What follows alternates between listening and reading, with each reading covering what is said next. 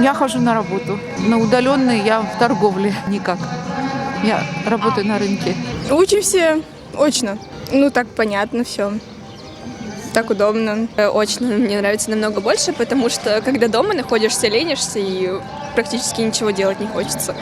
А так как мы учимся в медицинском, вот, нужно ходить. Мне нравится больше очно, потому что больше понимаешь и больше хочется учиться, чем дома. Дома у тебя есть больше дел, чем ты сидишь в колледже и знаешь, что тебе нужно сделать. Как обычно, конечно. Потому что это привычно, это общение с людьми, а дистанционно, конечно, это скучно. Удаленно.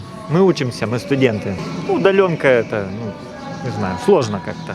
Я только еще пытаюсь устроиться на работу после пандемии. Я бы с удовольствием работала дистанционно. Потому что ты можешь сам строить свой график, свободен. Для моего возраста, наверное, это уже удобней. Я студентка, я обучаюсь дистанционно сейчас. Так как я учусь на архитектора, естественно, мне нравится более очный вариант обучения, так как это работа руками и дистанционно ты как бы не совсем научишься своей полноценной профессии. Я работаю как обычно.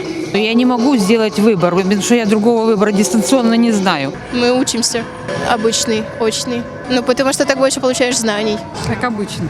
Удаленно, конечно. Потому что это свобода, в первую очередь. Свободное время, свободный график. То есть работаю тогда, когда мне удобно.